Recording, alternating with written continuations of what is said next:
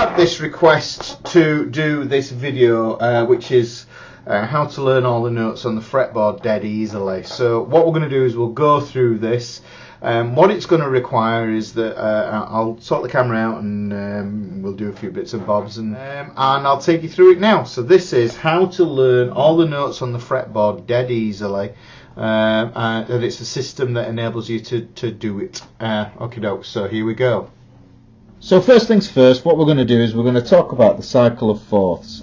And to do the cycle of fourths, what we're going to do is we're going to start on the note B. Now I'm just going to do all natural notes here, because when it comes to doing the keys, you can amend each of the notes here with relevant sharps or flats to find the proper true cycle of fourths for that key. So if I start here though with this B, this would apply then therefore with no sharps or flats to the key of C major. Right, so but I'm starting on the B because this is the first letter in our mnemonic. So if we start with this B here, the next note that we get is a C, the one after that is going to be a D, and then after that we get an E. Notice I do that big and bold there, and then if I jump from there to there, you can see I've gone up 1, 2, 3, 4, so B to the E. Now what I'm going to do is I'm going to continue to do this in a cycle round until I meet myself back up at the B there. So if I do this, I go E, F and G, and you can see that the note after that is going to be an A. So if I jump from there to there, you can see that that links up there. A, B, C, then we get the D here, so the D goes there, D, E, F, and then we get a G. So we just jumped up another fourth there, so you can see 1, 2, 3, 4, 1, 2, 3, 4, 1, 2, 3, 4. G means we're going to go A, B, and then we get to a C there. So you can see we're all the way around to a C. C, D, E, F. I've got the feeling I may have run out of these here. Alright, and then F, G, A, B, that brings us all the way. Oh, that ties in beautifully. And it draws this kind of like weird flower shape, and you can see that the cycle of fourths go around clockwise that way. And here we can take these letters here and extrapolate what the cycle of fourths is spelt like, and you see that what we get is B, E, A, D, G, C, F. We get all B, E, A, D, G, C, F, and then we're back to the beginning again. Now what happens here is this is actually the order of the flats in our key signatures, order of the flats. So and then a handy mnemonic to remember that is, and I'll write it here, battle ends and down goes, and running out of space, Charles's father. So that's the one we want to remember. Battle ends and down goes Charles's father. Battle ends and down goes Charles's father. That's important for us to remember, because this fourths thing is really key to how guitar works, how guitar is imagined. Right, so the next thing is let's look at how the guitar is tuned. Right, so here we've got the guitar, and if we look at the strings here, we've got the E, the A, the D, the G, the B and the E, and this is the way the guitar is tuned in standard tuning. So you can see we've gone from the E to the A there. Well, if we think about it, from the E to the A, the distance between there, E, F, G, A, we can see that it's actually a fourth, and that's the way that the guitar is tuned all the way across there. It's the fourth. And if you want to think about it, if you want to hear what it sounds like, it's Here Comes the Bride. So if you want to know if your guitar's in tune, if you just sing that, if you've got your bottom pitch here and you go, Here comes the bride, then you should get the tuning. Here comes the bride. And what I did there was I just showed you, demonstrated that the distance between the A and the D is a fourth as well. The distance between the D and the G is a fourth. And here, this is where the guitar falls down a little bit with the way that it's tuned. But don't be fooled, because this kink in the tuning, the difference between the G and the B, right? Well, if we start on a G, like that, and we went A, and then you can see B's next, you can see that that's a third, that's a fourth, and this is a third. So you can see there we get a third, and that is, you know, the Come By My Lord, that one. Or there's lots of other intervals that you can use for the third.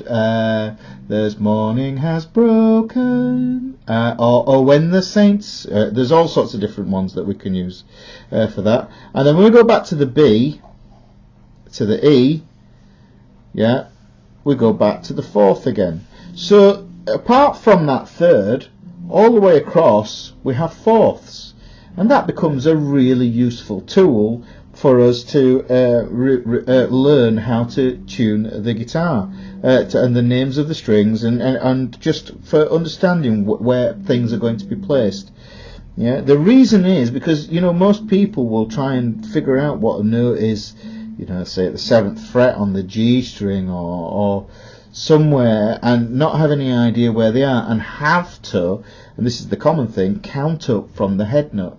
And if you're at the 7th fret and you count up from the head note, it's a laborious process. We don't want to have to do that.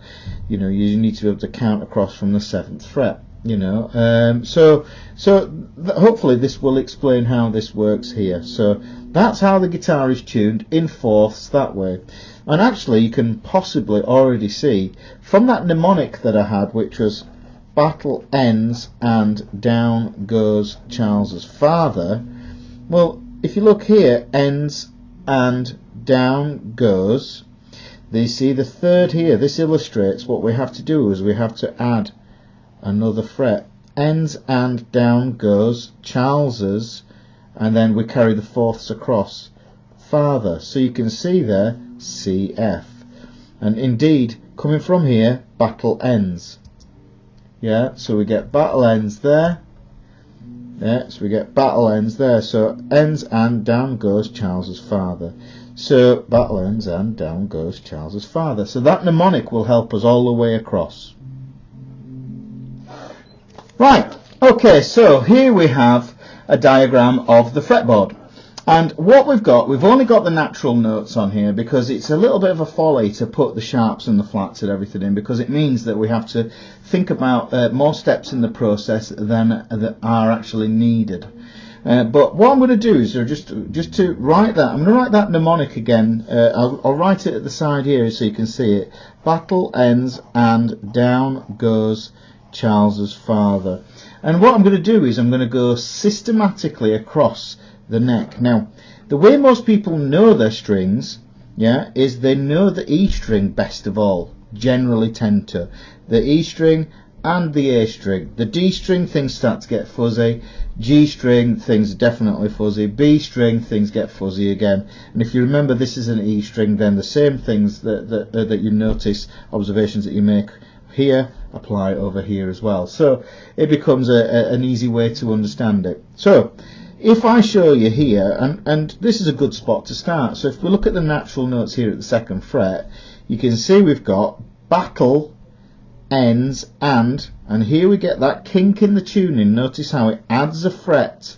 So we go battle, ends, and then we add this little kink in the tuning there. Battle ends, battle ends and down, and then we resume the cycle of fourths again there, down goes. So you can see that kink in the tuning does that, and indeed when I did it before, it goes ends and down goes, ends and down goes, so Charles's father. So you can see just by highlighting those there that we get that. And in fact you can see that this mnemonic thing comes in all the time. If I look at that, that would be father. And if I start here, you can see here I get battle ends. Here, this starts on the G, so what I do is I continue the mnemonic along. So goes Charles's father, goes Charles's father. So I take that across there. There is a little bit of a thing that happens when we end the mnemonic. We have to add another fret to get to the B again. So if I put a circle around that B there, you can see to get back on the mnemonic again, I have to follow that kink in the tuning where that third is. So I get battle ends and, so continue the fourths across there. Coming from the A string here, and down goes Charles's father. And down goes Charles's father. So if I just put that across there, you can see there, this is battle. 7th fret, I get battle ends and down goes Charles's. That's as clear as it's ever going to get at the 7th fret, which is I think of as being the centre of the fretboard. So battle ends and down. This one here, G, yeah, down goes Charles's. So battle ends and down goes Charles's. Yeah, so it's the mnemonic, and you could actually think of it as if you had another string, that note there, yeah, would be an F. Just like here, if I had another string going along here, it would be an A string. If I had a thinner string, probably a 6 or something like that, you can see that this says C, and that the F is going to be next door because that is Charles's father.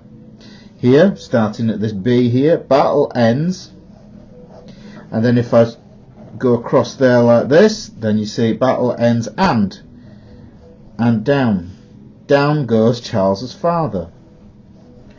Until I've exhausted it, and if I just pull this up here, you can see him at the 12th fret, ends and down goes Charles's father. So we're back to where we started again here.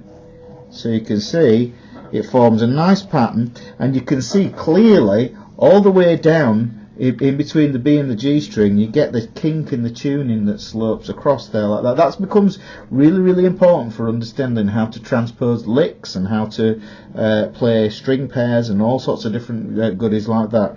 So these natural notes become the point where so if you wanted to know what the note was, say for instance quickly at the 6th fret, yeah, what you do is you go and down, and then you raise it to find your sharp, or battle ends and flatten it to find your E flat. So that's the way that works there. It's a nice simple way to visualize all the names of the notes on your fretboard, super easy. Yeah, and it's a killer way to do it, and then it doesn't take you very long to be able to understand it. And the kicker is that if you know the notes on your E string because you play punk rock power chords or anything like that, then this is going to work for that as well. So there you go. That's how to do that with the tuning on there. Right. Okay, so you can see there that what we had was that mnemonic that helped us to find that. Just holding up the guitar neck here, you'll be able to see that if I hold the guitar neck up here and I look at, say, the 3rd fret there, and I go G, and I just go over, goes Charles's father. It enables me to find these notes. If I want to know what that note is there, well, that's the F. That's going to give me F sharp. That's going to be G, because and down goes G flat. So it's a really easy way to be able to find and name the notes on the fretboard really, really quickly, and you can do it in a day.